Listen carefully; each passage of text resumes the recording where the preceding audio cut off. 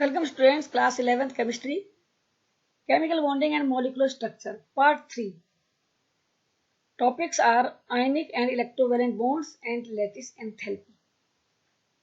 Chemical bonding and molecular structure के part 3 में आज हम डिस्कस करेंगे ionic and electrovalent bonds और उनका रिलेशन लैटिस एंथैल्पी के साथ। इलेक्ट्रोवैलेंट बॉन्ड्स और आयनिक बॉन्ड्स क्या हैं और ये किसने बताए? Causal in relation to chemical bonding. Draw attention to the following point. Following facts are given by the scientist Causal to explain the chemical bonding. First point, in the periodic table, the highly electronegative halogens and the highly electropositive alkali metals are separated by the noble gases. Noble gases are stable gases, inert gases. These have complete octet, and on one side of noble gas are the halogens and on other side are the electropositive alkali metals. Alkali metals are having one more electron than noble gas, while halogens are having one electron less than noble gas configuration. Periodic table में electronegative halogens और electropositive alkali metals के बीच में present है noble gas. Alkali metals में एक electron extra है noble gas configuration से। Electronegative elements halogens में एक इलेक्ट्रॉन कम है। These bonds are formed by transfer of valence electrons from one atom to another between metals and non-metals. इसलिए metals और non metals के बीच में इलेक्ट्रॉन्स का ट्रांसफर होता है और बनाते हैं ये बॉन्ड जिनका नाम है ionic bond. So ionic bonds are formed by transfer of valence electrons from one atom to another. Point number 3. We can say that it is the electrostatic force of attraction which holds the oppositely charged ions together. ये एक force of attraction है जो कि opposite charge वाले ions को एक साथ बांध के रखता है। Point number 4. The compounds which is formed by ionic or electrovalent bond is known as electrovalent bond. वो कंपाउंड जिनमें आयनिक बॉन्ड प्रेजेंट है, इलेक्ट्रोवेलेंट बॉन्ड है और किस मेथड से बनते हैं कहलाते हैं इलेक्ट्रोवेलेंट कंपाउंड्स और ionic compounds. The electrovalence is electrovalence और electrovalency it is equal to number of unit charge on the ion, और we can say number of electrons transferred from one atom to another is known as its electrovalency. NaCl formation from sodium and chlorine can be explained as, so ionic bond compound NaCl को हम इस तरह से explain कर सकते हैं। In case of NaCl, sodium is having configuration 281 and it gives out one electron, forms Na positive. On the other hand, chlorine has configuration 287, so it requires one electron, it takes one electron and can form 288.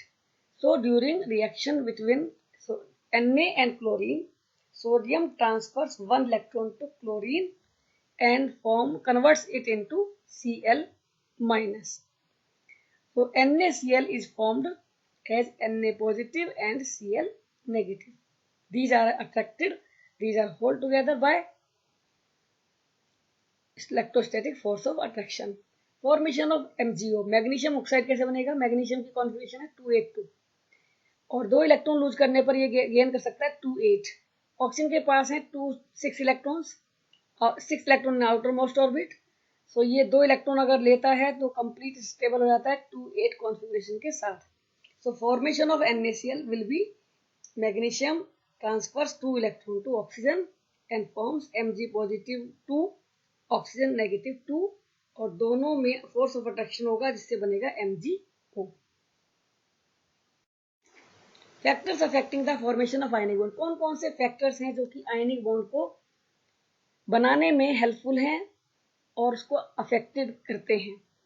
Number 1 is the ionization enthalpy. What is ionization enthalpy? हमें ध्यान रखना होगा।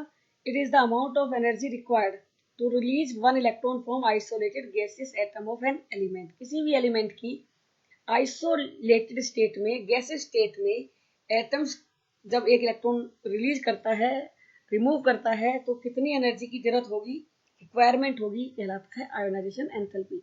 एक electron को निकालने के लिए required energy in simple language.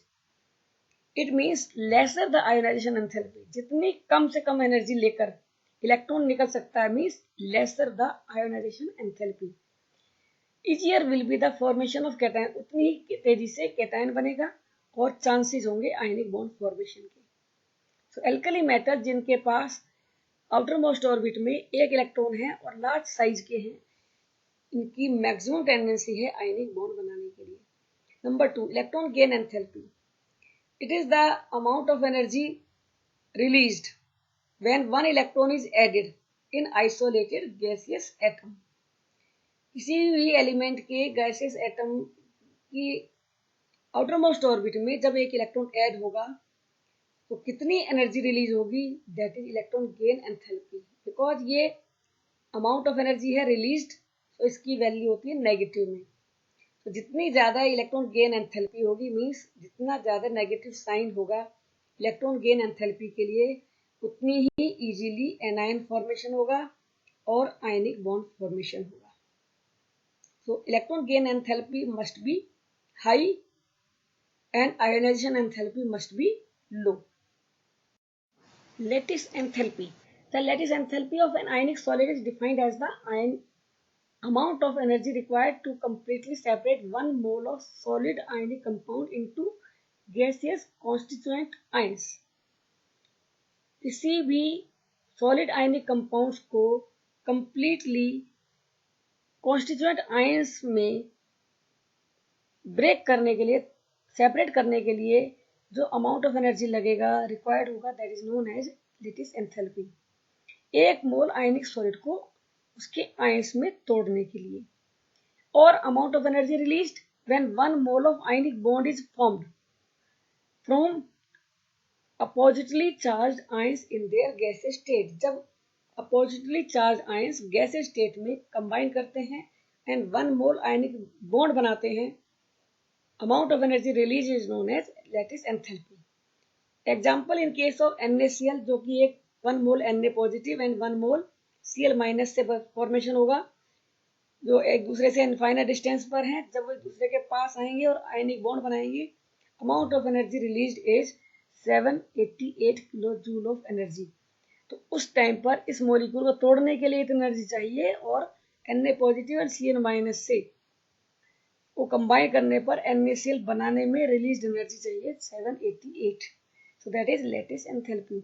Lattice enthalpy of ionic compound depends upon following factors. Number 1, size of the ions.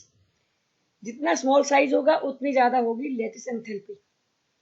Charge on the ions, जितना greater the magnitude of charge, जितना ज्यादा चार्ज का वैल्यू होगी +2 +3, greater is interionic attraction, उतना ही ज्यादा force of attraction होगा और उतनी ही ज्यादा होगी लैटिस एंथैल्पी और lattice energy. In short we can say ionic bond formation depends upon these 3 values: ionization enthalpy, metal converts into ionic state from its gaseous state. Second, the non-metal in gaseous state gains 1 electron and forms negative ion. Third, lattice enthalpy, M positive gas and X negative gas combine to form Mx, और Mx formation में जो energy release होगी that is lattice enthalpy. तो इन 3 values पे depend करता है ionic bond formation. Lattice enthalpy को हम इजीली डायरेक्टली कैलकुलेट नहीं कर सकते, but it can be determined indirectly using born-Haber cycle, जो कि बेस्ड है थर्मोडायनेमिक्स पर। Conclusion: the ease of formation of positive and negative ion from the respective neutral atom. Number 2, the arrangement of the positive and negative ion in the solid state is the lattice of the crystalline compound. Lattice enthalpy plays important role in the formation of ionic compound. ये points हमें ध्यान रखने होंगे इनके base पर। And ionic bond is formed more easily between elements with comparatively low ionization enthalpy and high electron gain enthalpy. Thank you. Keep watching like, share and subscribe. Thank you.